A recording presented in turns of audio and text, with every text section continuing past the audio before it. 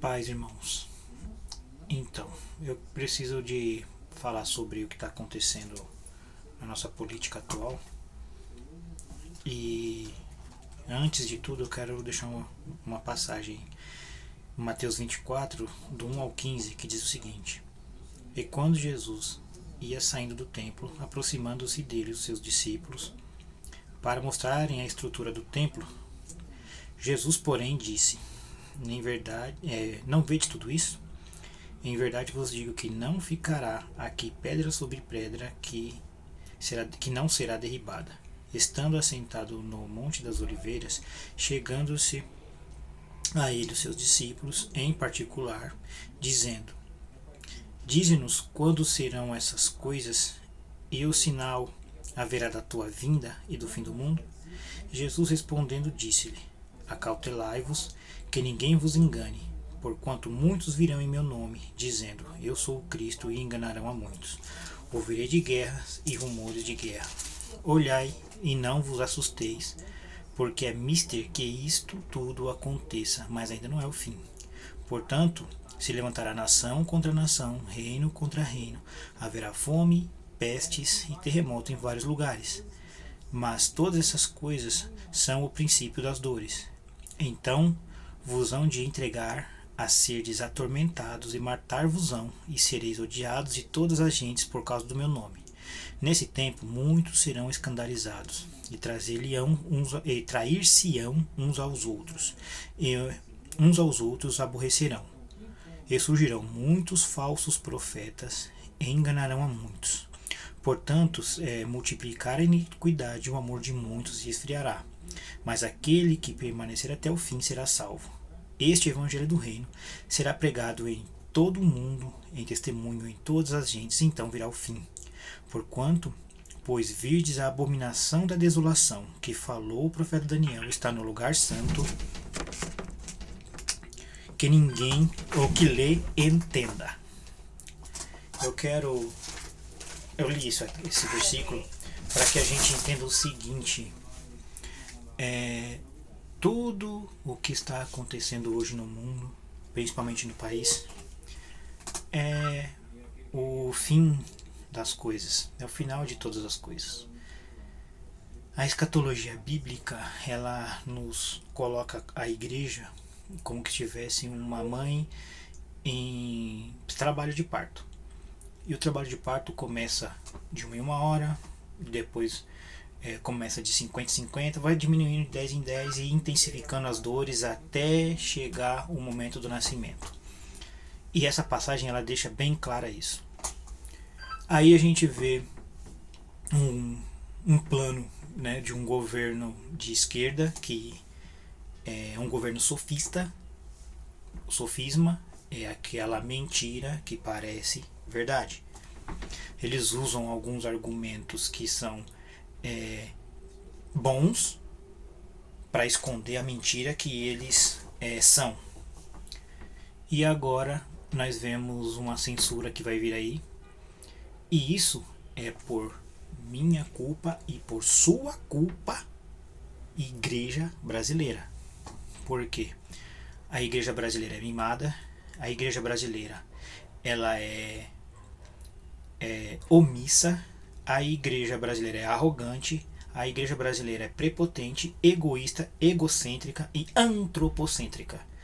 A igreja brasileira não evangeliza dos moldes bíblicos, a igreja brasileira não conhece a Bíblia, a igreja brasileira ela é voltada ao misticismo e ao sincretismo religioso.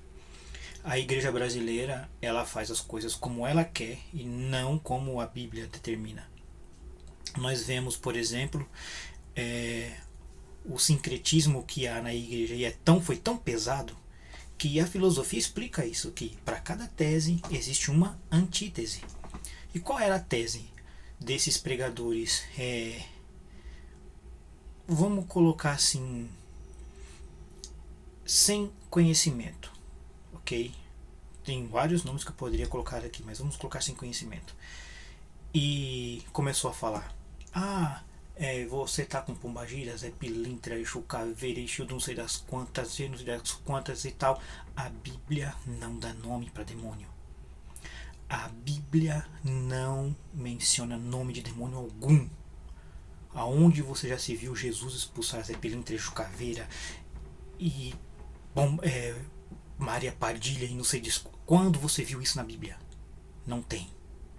Isso é de seita, é de religiões afrodescendentes, que nós colocamos como seitas, porque não é cristão, toda religião que não é cristã é pagã. E isso não é eu, como cristão, que estou dizendo.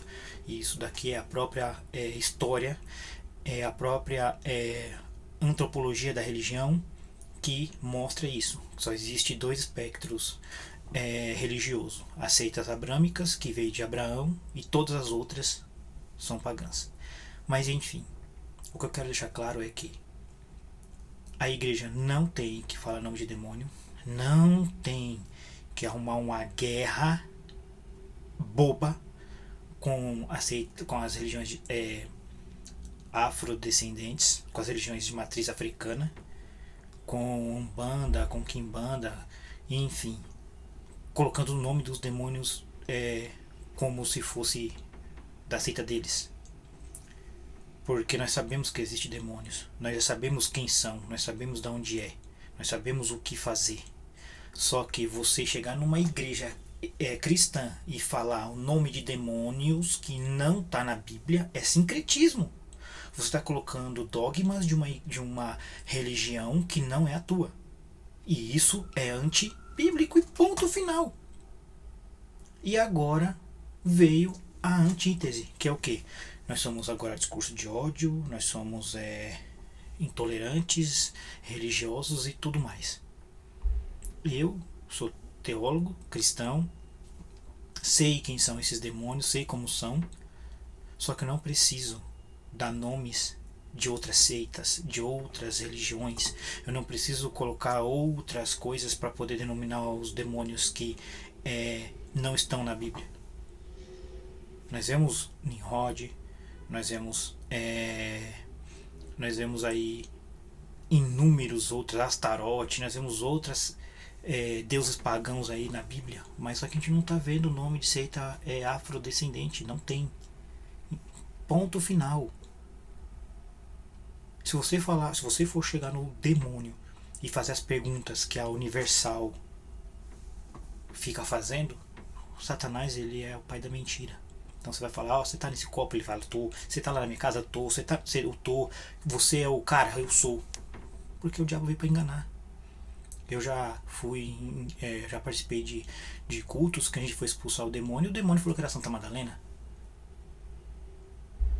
Então, tomem cuidado, porque a igreja hoje, ela quer cliques, ela quer status, ela quer ser famosa, só que nós temos que ser famosos no inferno. Nós temos que fazer o que a Bíblia nos manda, o que Jesus fez: ide por todo mundo, proclamai o Evangelho, orai pelos enfermos, e pronto. O resto quem faz é Deus. A gente sabe que a possessão, sim, vai lá e expulsa o demônio.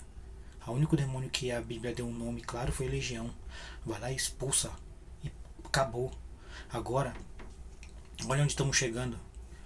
O povo não sabe o que é o que é a questão da homossexualidade, né? Do homossexualismo. E inventam teses tiradas da cabeça de vocês para fazer com que até mesmo agregando um espírito de uma seita afrodescendente para uma pessoa, sendo que não funciona assim. Sodoma e Gomorra foi destruída pelo ato, não é porque eles eram possessos, porque senão Deus seria injusto. Vocês estão me entendendo? Agora, por conta da nossa brincadeira de ser crente, nossa brincadeira de religião, a nossa brincadeira de pregar, como a gente vê em Camboriú, como a gente vê nos palcos das grandes igrejas por aí, que é pregadorzão de renome, que é pregadorzão disso, daquilo outro. Só que um evento grande como esse, não houve uma transformação na sociedade?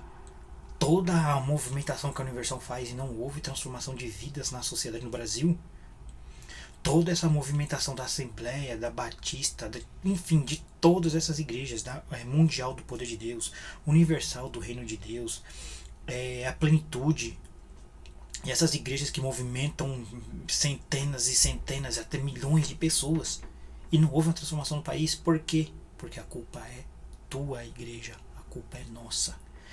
Não estamos fazendo o nosso papel. Não estamos. Deixamos agora aí. Deus permitiu, e ainda isso eu até contei a bola aqui pro pessoal, pros amigos meus, pros irmãos aqui, pra minha esposa, pra minha família, que se Deus tivesse misericórdia do Brasil, Bolsonaro ganharia as eleições. Se Deus quisesse a igreja de joelho, se Deus quisesse colocar a igreja de joelho no país, o Lula ia voltar. Então, Deus nos quer de joelho, porque a nossa igreja é mimada. E eu conversei com alguns jovens e a gente fala assim, o que você merece? Não, eu mereço tudo. Não, merecemos o inferno. Ele ficou indignado comigo. Não mereço o inferno. Merecemos o inferno. Mas Deus teve misericórdia e nos trouxe Cristo para nos salvar, para nos tirar desse flagelo. Mas não, hoje a igreja ela é o que a gente viu passar na prova e não me ajudou. A igreja é você vai vencer, você é o tal, você é o tal. Nós não somos ninguém. Ninguém. Nós não somos o foco e o centro das atenções. O centro das atenções, o foco é Deus. E acabou. Jesus não veio bonzinho para salvar a humanidade. Jesus veio para cumprir a vontade de Deus, que é salvar a humanidade. Ok? Se vocês não aguentam a verdade, infelizmente não posso dizer nada, não posso falar mais nada. Mas, como diz a palavra de Deus, que nos últimos dias os homens, as pessoas, teriam comichão nos ouvidos e deixariam de lado essa doutrina para ouvir espíritos enganadores. É o que está acontecendo. Começa pela presidência, pela política, que vocês preferem uma mentira do que alguém sincero. Depois vem para a religião, que vocês preferem ser com os seus egos massageados do que vocês ouvirem que vocês não prestam, que eu não presto sem ter o Espírito de Deus na minha vida, sem ter o Espírito de Deus na vida da igreja. Não prestamos, nós somos defeituosos, nós somos cheios de defeitos, nós fomos desconstruídos. Ao contrário de santidade, não é pecador não. O contrário de Deus é o diabo. Se você não é santificado, você é demonizado. Se a gente deixou de seguir a natureza de Deus, nós começamos a ficar cada vez mais parecidos com o demônio. A humanidade não é perversa. O ser humano, quanto mais nos aproximamos de Deus, mais humanos nós ficamos. A proposta de Deus na nossa vida é nos transformar de pecadores, de animais, de irracionais, para ser humano. E ser humano, ele é uma boa coisa, porque foi a primeira coisa que Deus fez. Como seres pensantes, foi o ser humano. O ser humano criou todos, criou tudo, só que ele desceu e com a mão dele nos criou. E isso ele criou e chamou a gente de humanidade. Então a humanidade é quando alguém é bom, quando alguém é pacífico, quando alguém é ajudador, quando alguém se dá. E é preferível dar a própria vida por alguém do que uma pessoa egoísta, egocêntrica, uma pessoa cheia de mimimi, cheia de manha. Isso não é ser humano. Pense bem. A igreja vai ser perseguida no Brasil e a culpa é nossa. A igreja vai ser calada. A igreja vai ser extirpada. A igreja vai ser ferida no Brasil por sua culpa, minha culpa, por nossa culpa, por a culpa do brasileiro, por a culpa da igreja brasileira aqui. O irmãozinho da Assembleia não pode ir na Deus é Amor, que o da Deus é Amor não pode ir na Batista. E nós vemos essa brigazinha, enquanto tinha essa brigazinha, esqueceram de as igrejas se juntarem e evangelizar o povo que não foi alcançado. E agora vai pagar o preço. Vai pagar o preço porque os pastores, na sua ganância, preferiam apoiar pessoas que iam dar facilidades do que pessoas que tinham não eram cristãs, não eram cristãs, eram católicas, não era uma pessoa cristã, não era uma pessoa que tinha um vocabulário bonito, que era uma pessoa grossa, falava palavrão às vezes, mas que tinha a ideia que a igreja precisa, que é Deus, pátria e família. E agora nós estamos aí vivendo uma realidade em que não vamos poder falar da palavra, não vamos poder falar que o homossexualismo é pecado, mas o homossexual, a pessoa, o indivíduo, ele tem que ser cuidado, tem que ser respeitado, tem que ser tratado, tem que ser tratado com carinho.